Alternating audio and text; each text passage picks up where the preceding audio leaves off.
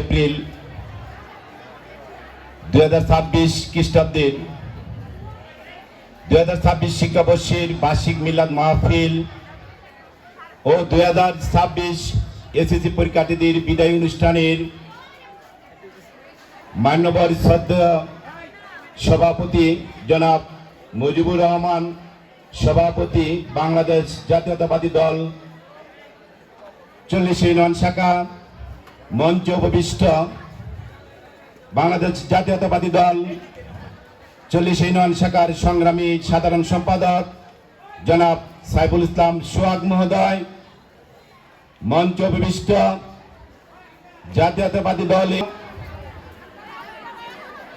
আমার প্রিয় সহকর্মী বৃন্দ, আমার বিদায়ী শিক্ষার্থী বৃন্দ, অধ্যয়নরত আমার প্রিয় শিক্ষার্থী বৃন্দ, সকলকেই মুক্তা আলোচনা উচ্চ বিদ্যালয় শিক্ষা পরিবারের পক্ষ থেকে আমি শুভেচ্ছা ও অভিনন্দন জানাচ্ছি। প্রিয় উপস্থিতি, আজ আমরা যেখানে দাঁড়িয়ে আছি শিক্ষার এক বাগানে দাঁড়িয়ে আছি। শিক্ষার এই বাগান যিনি তৈরি করে গেছেন 60-এর দশকে নেত্রকোনা তথা ময়মনসিংহ বিভাগের সর্বশ্রেষ্ঠ চেয়ারম্যান নির্বাচিত হয়েছিলেন আমাদের 40 ইউনিয়নের এক গর্বিত সন্তান মরহুম মুক্তাল হোসেন সাহেব। তিনি এই অঞ্চলের শিক্ষার আলো গড়ে গড়ে জ্বালিয়ে দেওয়ার লক্ষ্যেই এই মুক্তাল হোসেন উচ্চ বিদ্যালয় প্রতিষ্ঠা করে গেছেন। মুক্তাল হোসেন পরিবারের পরপর মুক্তাল হোসেন সাহেবের ধারাবাহিকতা ওনার সুযোগ্য সন্তান সোমেশ আকন্দ মহোদয়, মরহুম সোমেশ আকন্দ মহোদয়, তারপর মরহুম মুক্তাল হোসেন সাহেবের সুযোগ্য নাতি মুস্তাফিজুর রহমান মুস্তাক মহোদয় বিদ্যালয়ের সভাপতি হিসেবে দায়িত্ব পালন করে গেছেন। তাদের আজ কেউ আমাদের মাঝে বেছে নেই। আমি আজকের এই অনুষ্ঠানে দাঁড়িয়ে কামনা করছি পরপার যেন তাদের সুন্দর হয়, জান্নাতুল ফেরদৌস দান করেন মহান আল্লাহ তাআলা, সেই কামনা জানাচ্ছি। প্রিয় উপস্থিতি, আমি বিদ্যালয়ের প্রধান শিক্ষক হিসাবে আমি আমার স্বাগত বক্তব্য প্রকাশ করতে যাচ্ছি। স্বাগত বক্তব্যের শুরুতেই উপস্থিত নেতৃবৃন্দের সদয় অবগতির জন্য আমি আমার বিদ্যালয়ের পক্ষ থেকে যারা পরিসংখ্যান তুলে ধরছি। আমার বিদ্যালয় থেকে এবছর 255 জন শিক্ষার্থী এসএসসি পরীক্ষায় অংশগ্রহণ করবে। বিজ্ঞান বিভাগে 35 জন, মানবিক বিভাগে 112 জন, অনিয়মিত আছে 41 জন, কারিগরি শাখায়। সম্মানিত উপস্থিতি, আপনারা সকলে ইতিমধ্যে অবগত হয়েছেন সারা দেশেই এবার প্রথমবারের মতন স্বাগতিক বলতে কোনো কিছু থাকবে না। আমার শিক্ষার্থীগণ পার্শ্ববর্তী হিরণপুর উচ্চ বিদ্যালয়ের কেন্দ্রীয় পরীক্ষায় অংশগ্রহণ করবে। আর আমার এই ক্যাম্পাসে হিরণপুর উচ্চ বিদ্যালয়ের ছাত্রছাত্রী সহ আমার বিদ্যালয়ের পরীক্ষায় অংশগ্রহণ করবে 598 জন শিক্ষার্থী। আমি সম্মানিত অতিথিবৃন্দের নিকট আমার যে 188 জন শিক্ষার্থী পরীক্ষা দিতে যাচ্ছে সকলের জন্য দোয়া কামনা। রাষ্ট্র গঠন করার লক্ষ্যে তিনি কাজ করে যাচ্ছেন। আর আমাদের শিক্ষা বিভাগে যিনি দায়িত্বপ্রাপ্ত হয়েছেন সাবেক একজন সফল শিক্ষামন্ত্রী জনাব এহসানুল হক মিলন মহোদয়, উনি এই প্রথমবার দায়িত্ব পাওয়ার পর, এই সরকারের প্রথম দায়িত্ব পাওয়ার পর ওনার প্রথম পরীক্ষা অনুষ্ঠিত হতে যাচ্ছে। তিনি অক্লান্ত পরিশ্রম করে যাচ্ছেন। তিনি ইতিমধ্যে আমাদের ময়মনসিংহ বিভাগের ময়মনসিংহ শিক্ষা বোর্ডের আমরা 187 জন কেন্দ্র সচিবকে নিয়ে ময়মনসিংহে যে তিনি সভা করে গেছেন।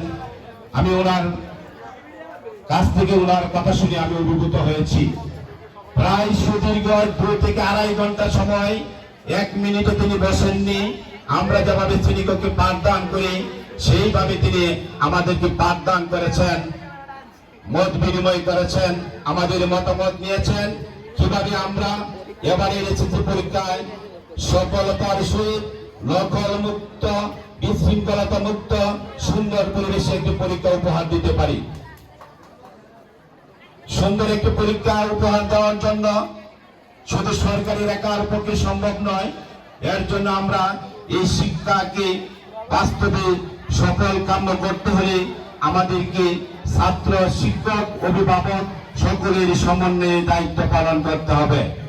প্রিয় শিক্ষার্থীবৃন্দ, তোমরা ইতিমধ্যেই প্রথমবারের মতন তোমাদের মুক্তাংশন উচ্চ বিদ্যালয় কেন্দ্র থেকে দূরে গিয়ে হিরণপুর উচ্চ বিদ্যালয়ে পরীক্ষায় অংশগ্রহণ করতে যাচ্ছ।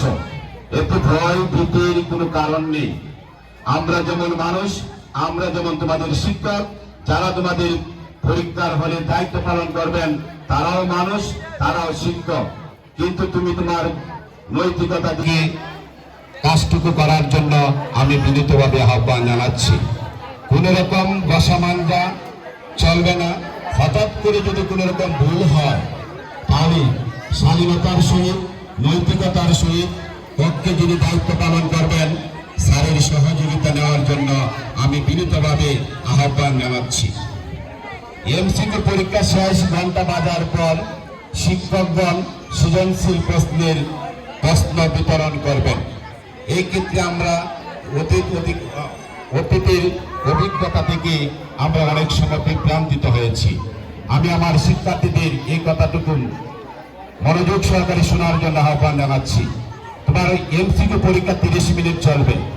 পরীক্ষার শেষ বেলটুকু বাজার সাথে সাথে পক্ষে যিনি দায়িত্বপ্রাপ্ত থাকবেন উনি তোমাকে দিবে, স্যার বোর্ডের নীতিমালা অনুযায়ী আমরা সৃজনশীল প্রশ্নটুকু আগে পাবো।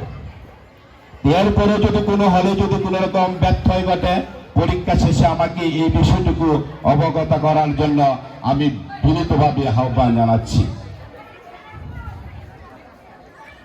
প্রিয় শিক্ষার্থীবৃন্দ, তোমরা এক স্থান থেকে অন্য স্থানে যাচ্ছ, পরীক্ষার কেন্দ্র পরিবর্তন হয়েছে। আমি তোমাদেরকে বিনয়ের সাথে আহ্বান জানাচ্ছি। তুমি একজন ছাত্র, প্রথমে তোমার পরিচয় মানুষ, তারপরে তুমি ছাত্র, আর পরীক্ষার ফলে তুমি একজন পরীক্ষার্থী। তুমি তোমার পোশাক পরিচ্ছদ, তুমি তোমার বডি ল্যাঙ্গুয়েজ দিয়ে প্রমাণ করতে হবে তুমি এক নৈতিকতার গুণে গুণান্বিত। আমার কোনো শিক্ষার্থীর আচার আচরণে যেন তিনি পরীক্ষার হলে যিনি দায়িত্বপ্রাপ্ত থাকবেন তিনি যেন বিন্দু পরিমাণ মনে দুঃখ না নেন, কষ্ট না নেন। তিনি যেন পরীক্ষা শেষে আমাদের কাছে কোনো অভিযোগ না আসেন। আমার কোনো শিক্ষার্থীর আচার আচরণে যেন আমার নেতৃবৃন্দের কথা না শুনতে হয়।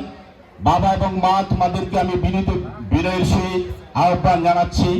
তোমরা এক স্থান থেকে অন্য স্থানে গিয়ে পরীক্ষা দিতে যাচ্ছ, মনের সাহস নিয়ে ভালো এবং সুন্দরভাবে তোমরা পরীক্ষার হলে যথাযথ সময়ে যাবে। প্রবেশপত্রের পিছনে অনেকগুলি নির্দেশনা দেওয়া আছে, সেই নির্দেশনাগুলা মনোযোগ সহকারে একটু পড়ে তোমাদেরকে পরীক্ষার হলে যাওয়ার জন্য এবং সুষ্ঠু সুন্দরভাবে পরীক্ষা দেওয়ার জন্য আমি বিনীতভাবে আহ্বান জানাচ্ছি। সর্বোপরি সকলের নিকট আমি আমার শিক্ষার্থীদের মঙ্গল কামনা এবং দোয়া করার জন্য বিনীতভাবে অনুরোধ জানাচ্ছি। তারই সাথে সকলের সুস্বাস্থ্য কামনা করে আমি আমার স্বাগত বক্তব্য এখানে শেষ করছি। সকলকে ধন্যবাদ।